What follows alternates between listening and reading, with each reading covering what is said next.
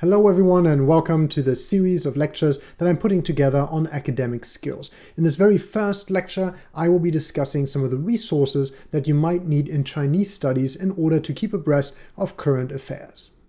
Let's say you're a new university student and you're just about to start studying contemporary China.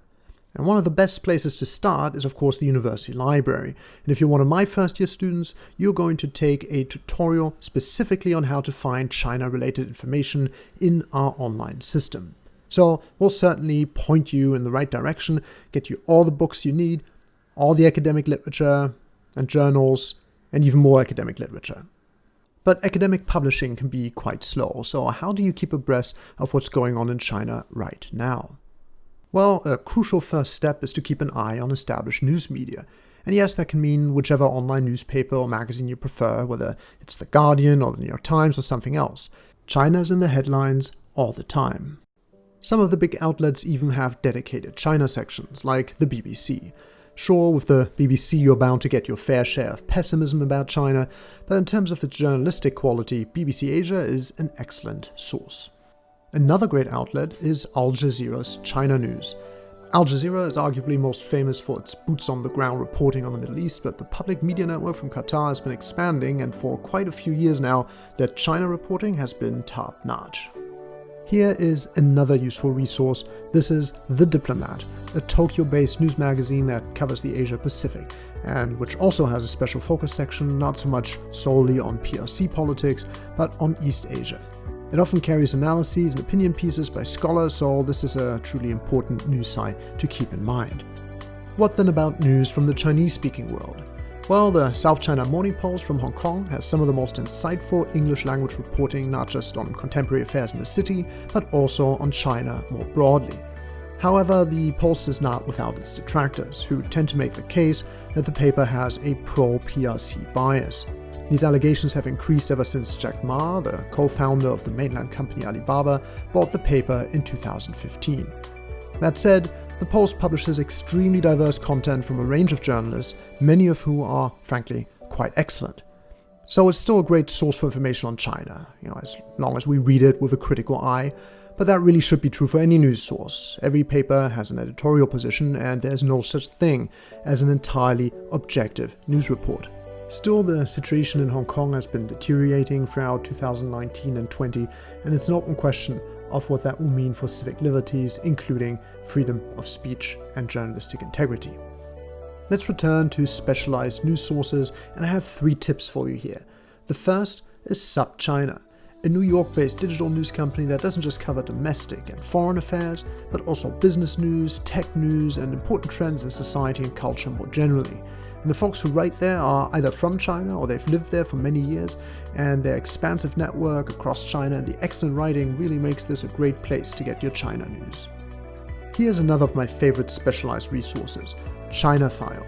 ChinaFile is an American online publication associated with the Center on US-China Relations, and that's why it's dedicated to promoting understanding between the US and China.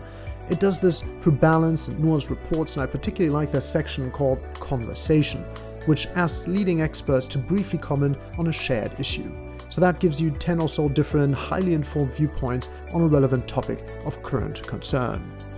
And finally, I want to mention Tea Leaf Nation, which is Foreign Policy Magazine's China Special Issue section. I hesitated originally a bit whether I should include it here, since I wanted to only list resources that are freely available, and Foreign Policy hides its articles behind a paywall, but this really is a good outlet that places a strong emphasis on showcasing Chinese voices, so if you have access to, for instance, an institutional subscription at your library, then you should really check it out. So far, we've only talked about independent media outside of mainland China, but what about sources from inside the PRC? Well, first there are, of course, official Chinese media outlets, and these are explicitly and unapologetically propagandistic mouthpieces of the Chinese state or party. But that can also be interesting.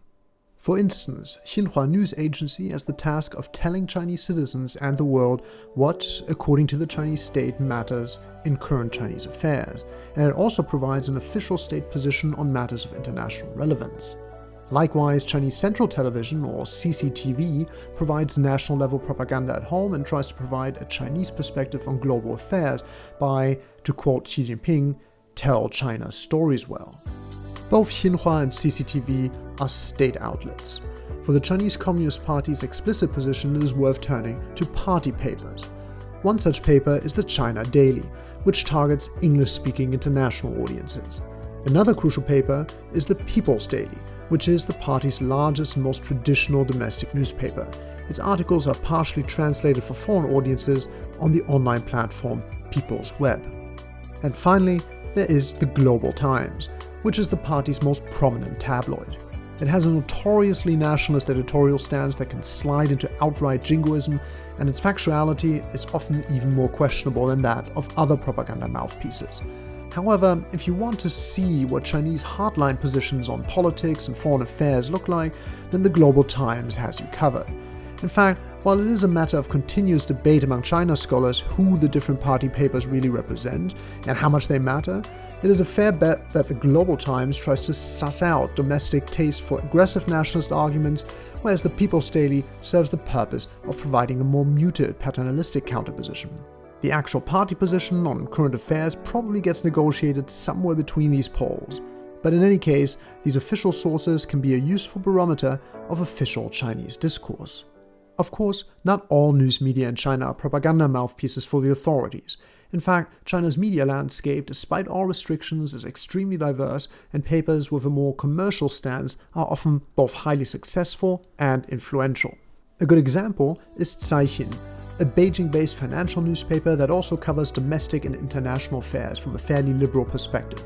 In fact, the Chinese original is famous for its investigative and critical reporting, and it, for instance, published news against the official grain during the coronavirus outbreak in Wuhan. Another news outlet that has a reputation for investigative reporting is The Paper. The paper is state-owned, but it was founded and designed specifically to attract a smartphone readership and consequently more affluent urbanites, and this shows both in its topics and its tone. Speaking of tone, the paper also has an English counterpart called Sixth Tone, which has been providing culturally hip and intellectual appealing content for foreign audiences, quite in defiance of what many expected of a state-owned media outlet. My third reading tip is only available in Chinese, so if you're a beginner in Chinese studies, reading this source will have to remain aspirational for now. Still, you should be aware of one of the most famous liberal newspapers in China, the Southern Weekly, or Nanfang Zhoumo. The Southern Weekly is based out of Guangzhou, and it's built its reputation on sophisticated investigative reporting that frequently challenged party and state officials. Unfortunately, the paper was engulfed in a censorship scandal in 2013, and that has caused it to lose much of its reputation. But still, it remains a favorite source on culture, society, and current affairs, especially among intellectual readers in China. Alright, now that we've covered both foreign and Chinese news outlets, I still have a couple more specialized online sources that I think anyone who studies China should have on their radar. The first is the excellent website What's on Weibo. Here, Manya Kutze and her team curate trending topics from Sina Weibo, one of China's most popular and influential social media platforms. And because Manya Kutze is a trained China scholar, you'll get all the necessary cultural, social, and historical context to really make sense of the issues that amuse, agitate, and otherwise occupy Chinese Weibo users at any given moment of time. So this is an absolute must-read. My next 3 tips are all newsletters.